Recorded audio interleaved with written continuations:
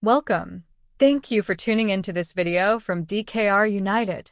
Please be sure to hit the subscribe button to be notified of all our new video uploads and live streams. We have a lot of great content coming up and we don't want you to miss out.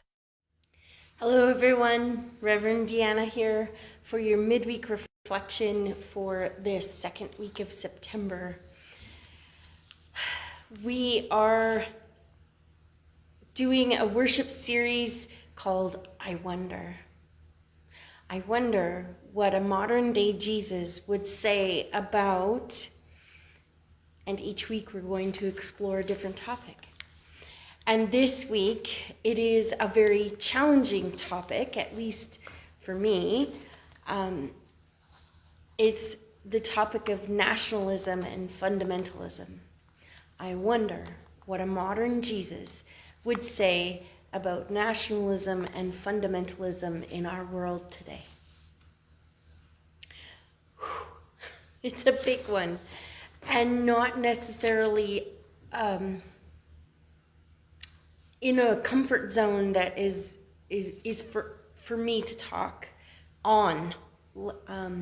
So let's last week in our worship service, both online and in person, we did a learning covenant, and it was promising to open our hearts and be ready to just listen respectfully to each other and to learn respectfully from each other.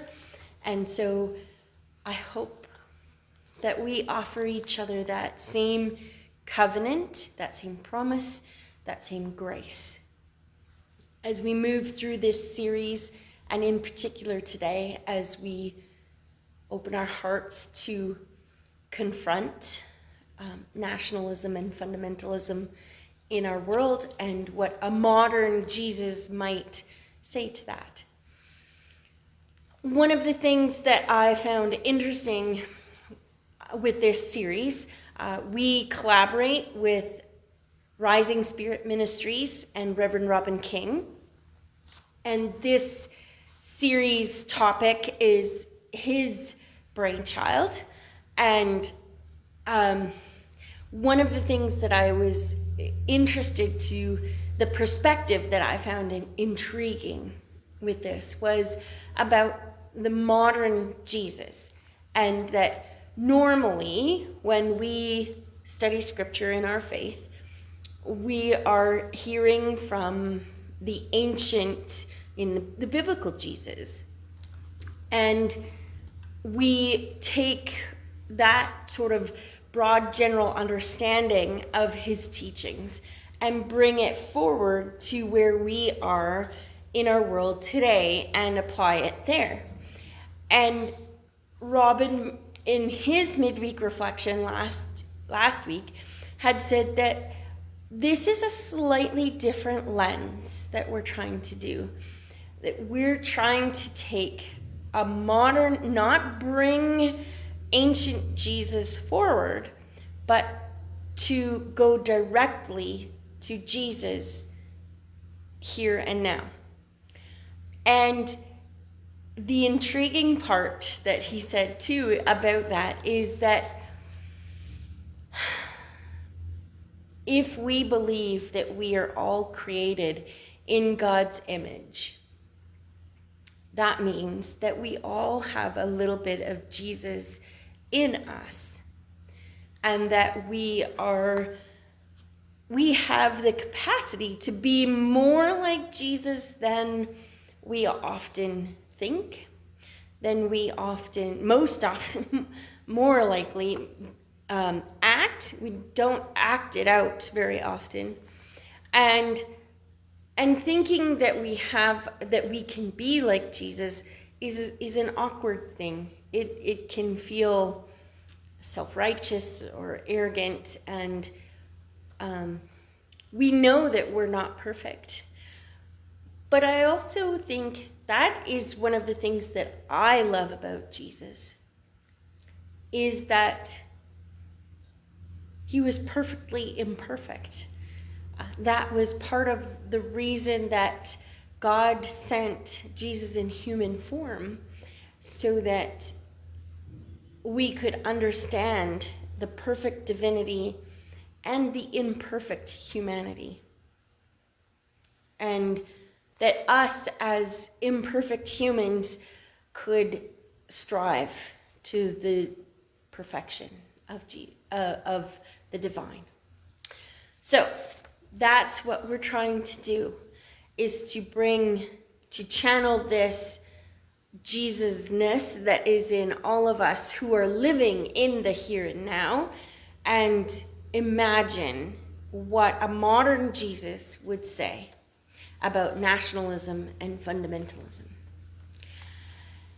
And so as we get into that, to help us get into that topic, I've been thinking, that's why I was a little late starting today, if you try and tune in right at 10, because it is a challenging topic and I had to work some thoughts through.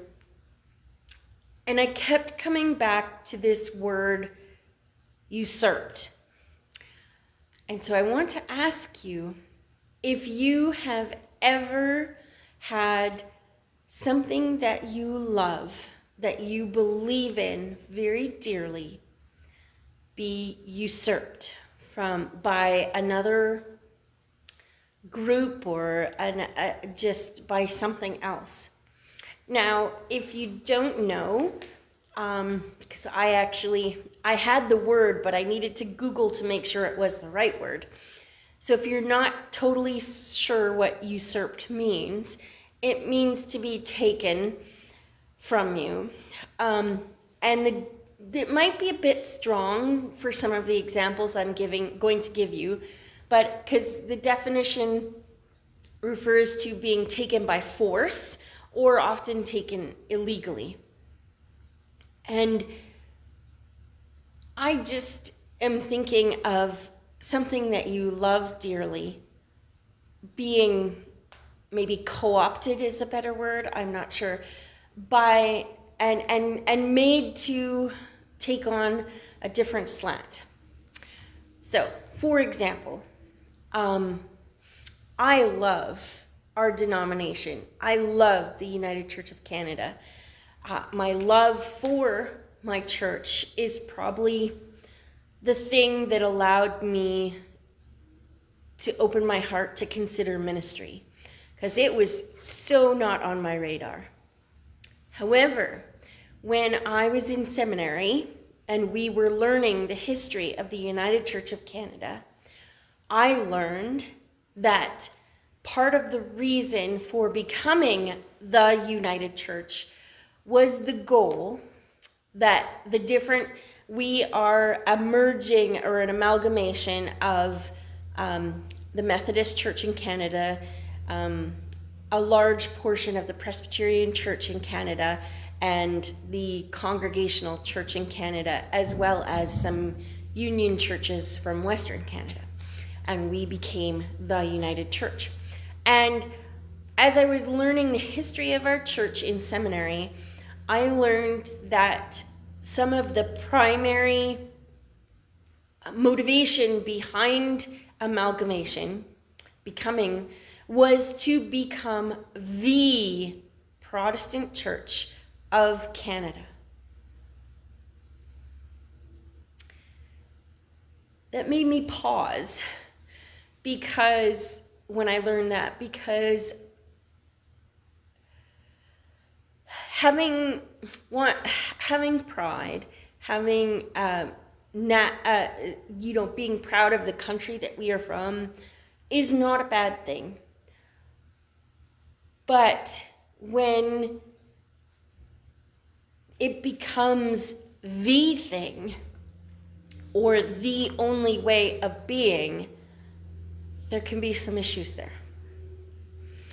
So,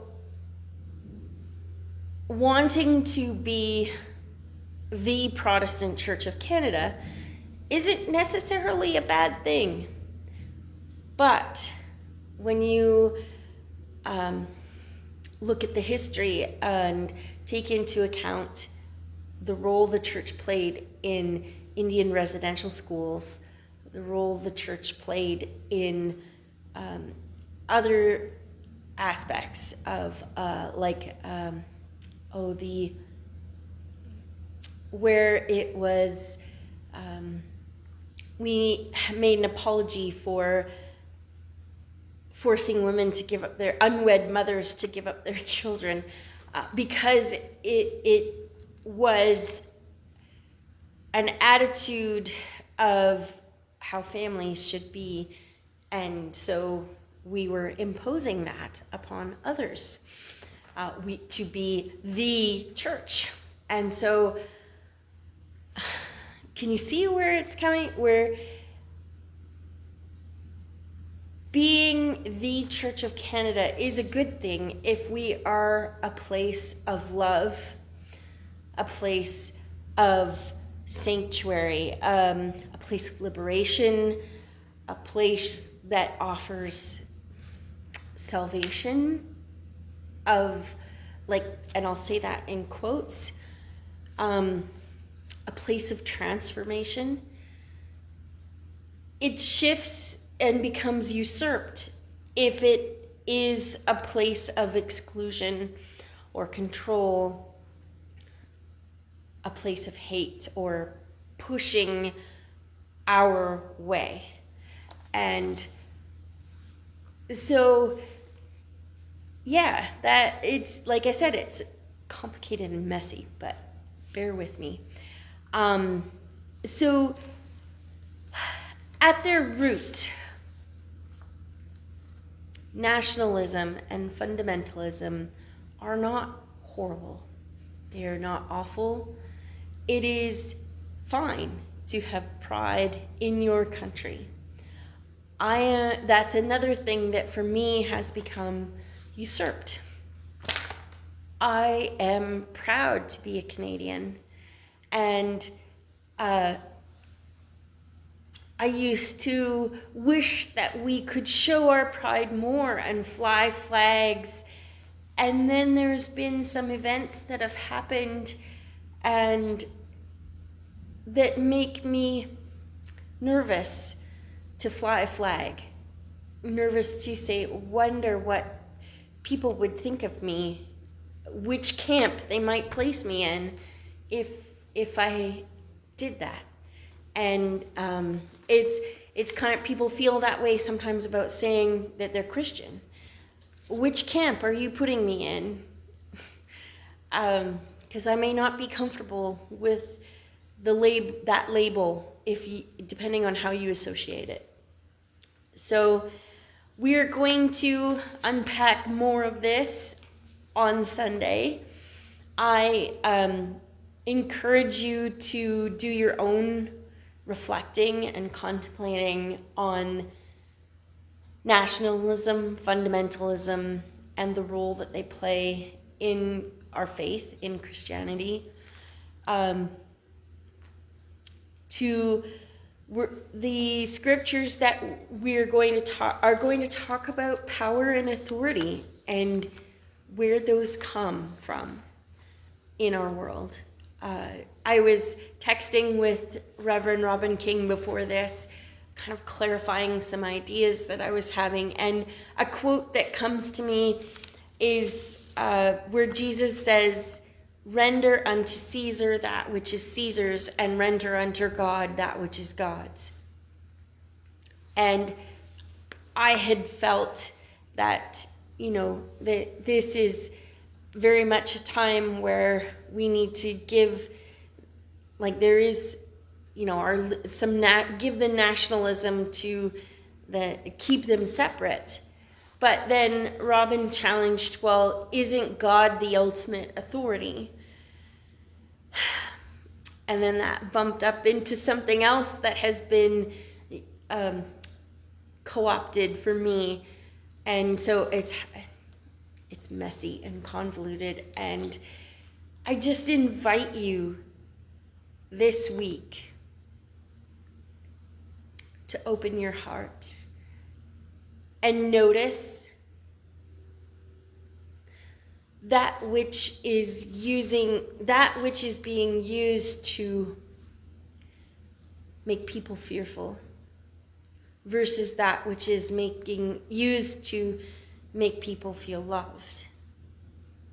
To notice that which is used to exclude versus include. To notice that which is offering salvation in that it is life-giving, supporting well-being, supporting wholeness, and that which is not.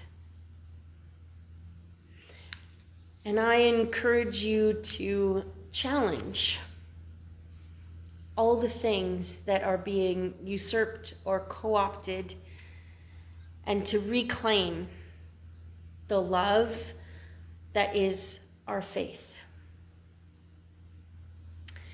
With that, friends, I will leave it there, and hope that you have a contemplative week, and that encourage you to join us via live stream if you wish, or in person in DKR United, to check out our social media, DKR United. Like and subscribe if you can. It would really helps us out. And yeah, if you find these reflections or this meaningful, that I encourage you to get involved.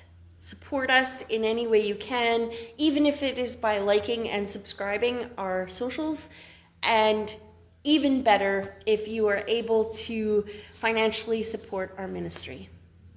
There will be details on how to do that in the comments below, and have a wonderfully challenging, inspiring week. Take care. God bless. Bye.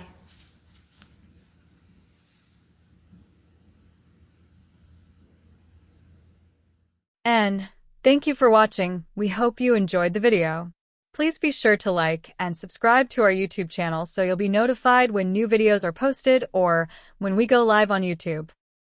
And if you haven't already, be sure to check out our Facebook page called DKR United Church to see our local events, worship services, information, inspiration, and so much more. If you would like to be added to our email list for our newsletter, or if you would like to be a vendor for our big Christmas market, please contact the Killam United Church Office using the information in the video description below.